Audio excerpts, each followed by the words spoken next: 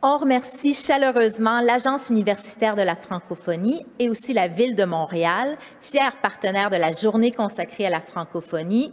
Sans eux, cet entretien-là n'aurait pas été possible. Merci aussi à M. Calbous, M. Croteau et Mme Boisvert.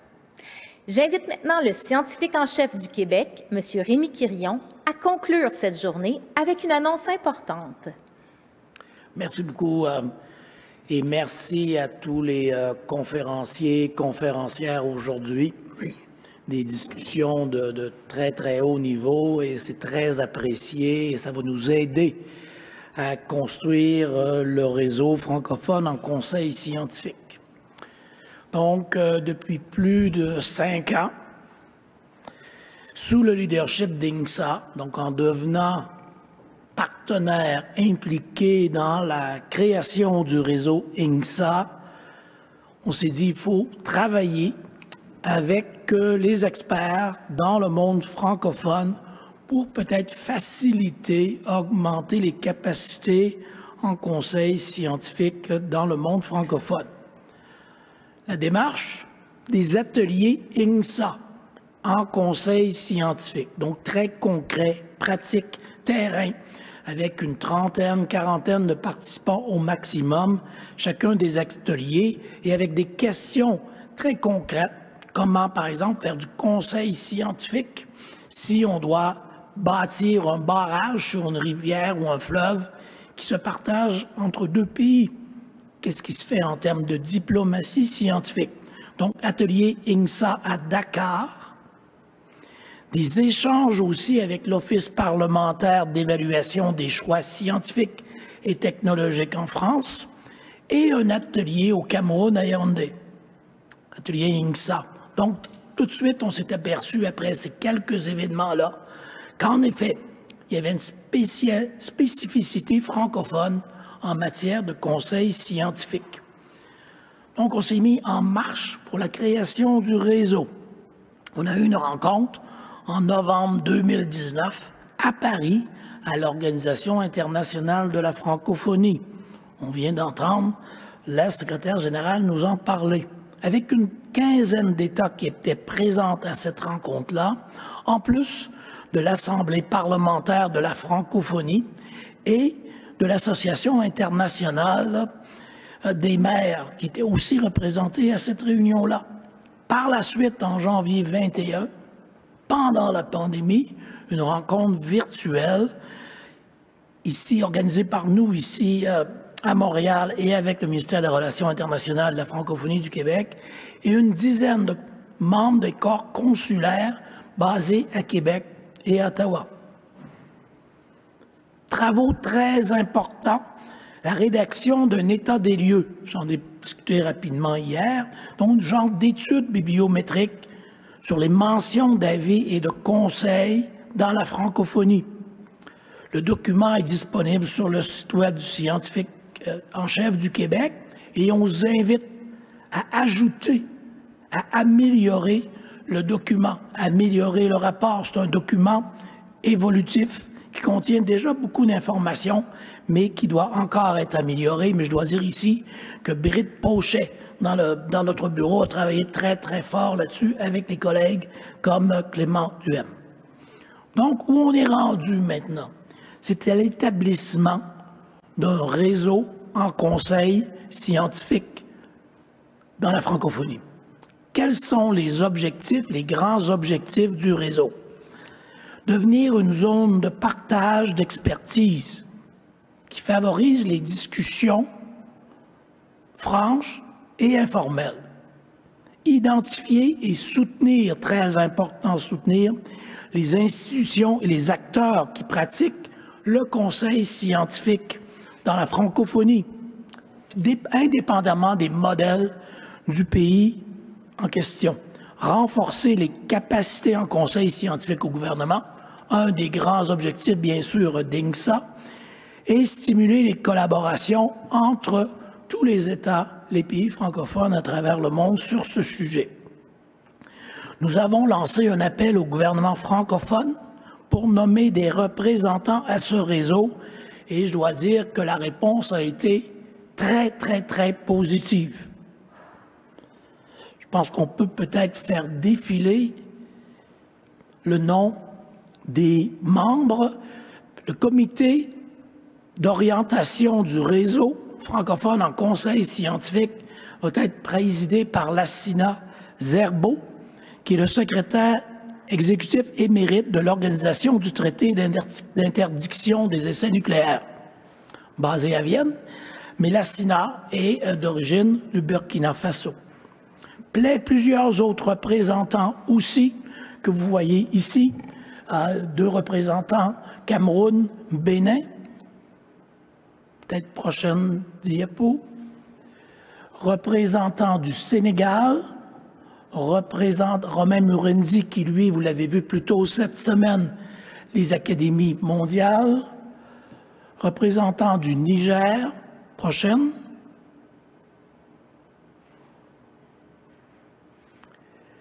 représentant du Maroc, représentant du Vietnam, représentant de l'Agence nationale de la promotion de la recherche scientifique, prochaine diapo, représentant du Fonds de la recherche scientifique en Belgique, en Wallonie-Bruxelles, Monsieur Fassel, que l'on a vu plus tôt aujourd'hui, qui était modérateur d'une des sessions, basée à Genève, en Suisse, Jean-François aussi, Jean-François Delfassi, qu'on a vu plus tôt dans la journée en France, Mona Nemer, conseillère scientifique du Canada, moi-même,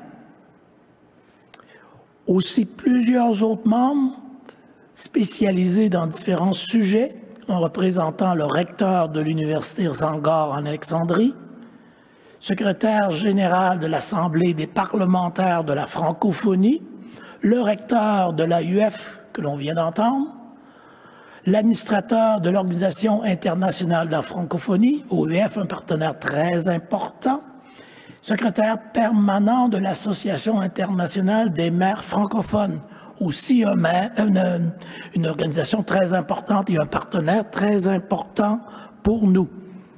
Je pense que ça... Est-ce qu'il y en a d'autres? Je pense que c'est tout. Donc déjà, on a un nombre important de membres du comité d'orientation. On est toujours en attente de quelques réponses, mais on veut organiser très rapidement, au cours des prochaines semaines, une première réunion, bien sûr virtuelle, du comité d'orientation pour voir en termes de grands objectifs, dans un premier temps, sur une première année, qu'est-ce qu'on doit faire, qu'est-ce qu'on peut faire. On veut aussi lancer un appel à projet, très probablement en partenariat avec l'UNESCO, pour créer une chaire de recherche en conseil scientifique dans le monde francophone. Et ça, ce serait une chaire, je dirais, à plusieurs volets, à plusieurs directions, plusieurs co-directions, avec probablement, par exemple, une direction au Québec, au Canada, direction en France, en Europe, direction en Afrique, certains pays d'Afrique. Donc, on va bâtir ça avec le comité d'orientation et on espère lancer l'appel d'ici la fin de l'année ou en début d'année 2022. Appui très important de l'Assemblée parlementaire de la francophonie. Vous avez entendu Éric Montigny plus tôt aujourd'hui, qui est à réaliser, Éric de l'Université Laval, qui est à réaliser une étude en partenariat avec l'Assemblée et on devrait très bientôt rendre public les constats de cette étude-là, les recommandations de l'étude.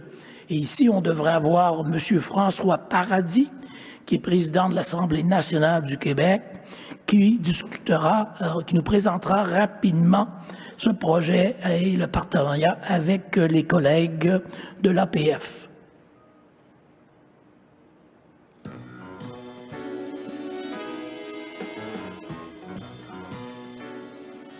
Bonjour. Permettez-moi de vous saluer toutes et tous, vous qui participez à cet important événement. Selon moi, aujourd'hui, encore plus que jamais, il est primordial pour le bien collectif de cultiver le dialogue entre les sciences, les politiques et le grand public. Les derniers jours nous ont d'ailleurs montré toute l'importance de rapprocher les communautés scientifiques et législatives, et ce, tant au niveau mondial, national que local. La pandémie de la COVID-19 constitue un exemple parfait de la nécessité, comme décideurs politiques, de faire appel à l'avis d'experts pour développer et mettre en œuvre des actions structurantes face aux défis d'aujourd'hui et de demain. En tant que parlementaires, il nous faut avoir accès à de l'information de qualité et à des données probantes pour élaborer des politiques publiques qui répondent aux besoins des populations que nous représentons. Ce recours à la science n'est pas inconnu à la francophonie, qui a toujours cherché à en faire un outil de développement économique et social. Les gouvernements et les parlements de l'espace francophone ont régulièrement recours au conseil d'experts pour s'informer des dernières avancées scientifiques. Afin de continuer à favoriser un dialogue fructueux et une plus grande synergie entre la politique et la science, il est plus que jamais pertinent de se doter d'un réseau francophone de conseils scientifiques. En faisant siennes les valeurs d'ouverture, de collaboration et de partage des connaissances propres à la diplomatie scientifique, ce réseau nous permettra de mettre en commun nos savoirs et nos ressources, contribuant ainsi au rayonnement de la recherche en français. C'est donc avec enthousiasme que je vous annonce la participation du secrétaire général administratif de l'Assemblée parlementaire de la francophonie, M. Emmanuel Maury, au Conseil d'orientation pour la mise en place du premier réseau francophone en conseil scientifique. Cette initiative du scientifique en chef du Québec et nouveau président du réseau international de l'INSA, M. Rémi Quirion, constitue une occasion privilégiée de mettre de l'avant l'expertise et l'action francophone, de favoriser l'accès à des sources fiables d'informations et d'encourager des collaborations porteuses entre politique et science.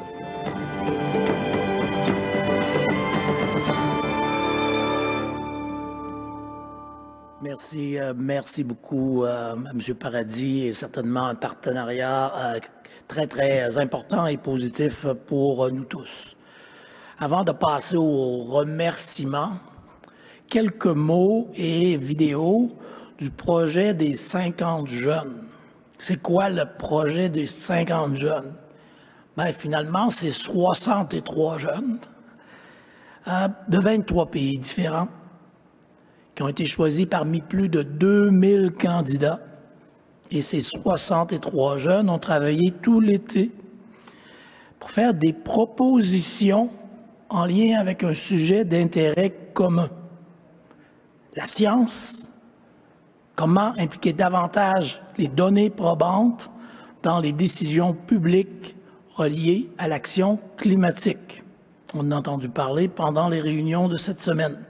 C'est un partenariat, cette activité, entre Affaires mondiales Canada, l'Institut de la francophonie pour le développement durable, le secrétariat à la jeunesse du gouvernement du Québec, le ministère de l'Environnement et de la lutte contre les changements climatiques du gouvernement du Québec, l'OIF, l'AUF, les Offices jeunesse internationaux du Québec. Les jeunes ont terminé leurs travaux vendredi dernier, accompagnés de leur coordonnateur Manuel Paradis de l'Université Laval et une représentante, Mme Adama Sarr, étudiante en analyse des politiques publiques, nous en présentera les grandes lignes. Merci. Madame la conseillère scientifique en chef du Canada, Monsieur le scientifique en chef du Québec, Mesdames et Messieurs, bonjour. Le GIEC tire la sonnette d'alarme et confirme le pire. D'ici 2030, le réchauffement de la planète atteindra 1,5 degré Celsius par rapport à l'ère pré-industrielle. D'ici la fin du siècle, un réchauffement global de 4 degrés Celsius est envisagé selon le pire des scénarios. L'augmentation des émissions de gaz à effet de serre s'accélère. Le dernier rapport du GIEC réaffirme l'influence humaine sur le réchauffement de l'atmosphère, des océans et de la Terre.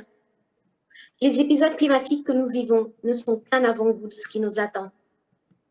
Face à cette crise climatique, nous devons construire un monde où les jeunes participent aux décisions politiques, un monde qui prend en compte les générations présentes et futures, un monde où le dialogue entre les décideurs politiques et scientifiques est permanent et mène à des décisions à la hauteur de la crise climatique.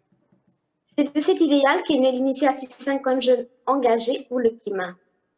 Elle relève de la volonté affirmée du scientifique en chef du Québec, Rémi Quirion, de placer la science au cœur de l'action climatique, une action au sein de laquelle les jeunes occupent une place cruciale. L'initiative 50 jeunes engagés pour le climat est supportée par le Secrétariat à la jeunesse du Québec, Affaires mondiales, Canada, l'Institut de la francophonie pour le développement durable, le ministère de l'Environnement et de la lutte contre les changements climatiques, l'Organisation internationale de la francophonie, l'Agence universitaire de la francophonie, les offices jeunesse internationaux du Québec et enfin l'Université Laval. Nous sommes 63 jeunes issus de 23 pays de la francophonie, provenant d'Afrique, d'Amérique, d'Asie, d'Europe et d'Océanie. Nous sommes des scientifiques, des entrepreneurs et des citoyens engagés. Nous œuvrons à la construction d'une justice climatique à travers notre vision, la science et le dialogue inclusif au cœur d'une action climatique soutenable. Et notre mission, contribuer à l'intégration des savoirs scientifiques et traditionnels dans les processus décisionnels pour des solutions à la mesure de l'urgence climatique. Et pour concrétiser ce mandat que nous lançons notre projet phare, nous souhaitons faciliter un dialogue entre les acteurs locaux, les scientifiques et les décideurs politiques à travers une campagne de sensibilisation collaborative, interactive et itérative, afin de faire émerger des décisions à la hauteur du défi climatique par l'entremise d'outils de communication innovants et hybrides. Nous vous remercions sincèrement pour le temps que vous venez de nous accorder et nous remercions encore une fois les organisations qui nous ont supportés. Si vous êtes un jeune entre 18 et 35 ans, un scientifique ou un décideur politique, et que vous souhaitiez participer activement à la définition d'une action climatique efficace qui prend en compte les sciences, rejoignez-nous. Merci.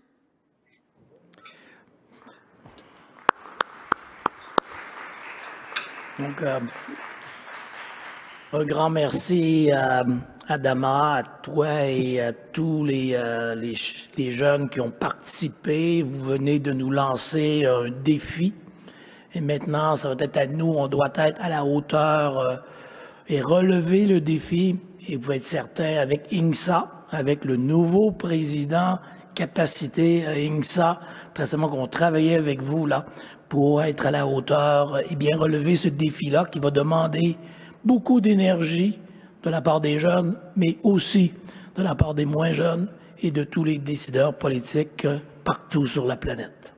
En terminant, des remerciements aux responsables scientifiques de la programmation de la journée, Michel Audet, des personnes qui ont travaillé plusieurs heures à établir le programme de réseau, faire l'état des lieux, Britt Pochet, Clément Duhem, Julie Desrouimer, Gabriel Gagnon, INGSA, le bureau d'INGSA à Auckland, qui ont travaillé aussi constamment à des heures très particulières, jour et nuit, à Grant, à Christiane, à Noémie, Marie-Pierre, qui était avec nous pour 4 journées pour animer les discussions au cours des 4 dernières journées, les partenaires en particulier de la journée de la francophonie, la UF et la Ville de Montréal, les partenaires du Congrès, comme bien sûr le bureau de Mona, le bureau de la conseillère scientifique en chef du Canada, AUF, encore une fois, et la Ville de Montréal, les partenaires très importants comme Elsevier, le CRDI, le CNRSC, la Fondation canadienne pour l'innovation, les conseils subventionnaires fédéraux dans les 3 grandes disciplines, la Fondation Trottier, Tourisme Montréal, des partenaires de diffusion au cours des dernières journées, le CSPC, l'ACFAS, l'IASA, Science Business, ISC, donc une série d'acronymes, mais vous allez pouvoir retrouver les plus d'informations sur les sites web. Et enfin, Un grand merci au Palais des Congrès de Montréal et à l'équipe logistique là, de JPDL avec Nathalie Jeanne, qui a maintenant beaucoup plus de cheveux gris qu'elle n'en avait lorsqu'on a signé le contrat avec elle. Ça n'a pas été facile d'organiser ce congrès sur un format hybride, mais tout a bien fonctionné et on remercie tous les participants. Merci bien.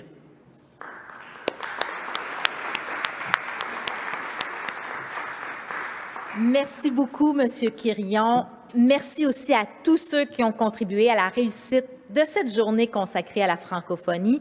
Et surtout, merci à vous, les spectateurs, d'avoir assisté à la 4e édition du Congrès international sur le Conseil scientifique au gouvernement. Ça a été un immense plaisir de vous accompagner pendant ces 4 journées. Et pour prolonger le plaisir de votre côté, n'oubliez pas que le contenu de la conférence est disponible sur la plateforme du Congrès jusqu'au 10 septembre. On vous dit maintenant à la prochaine.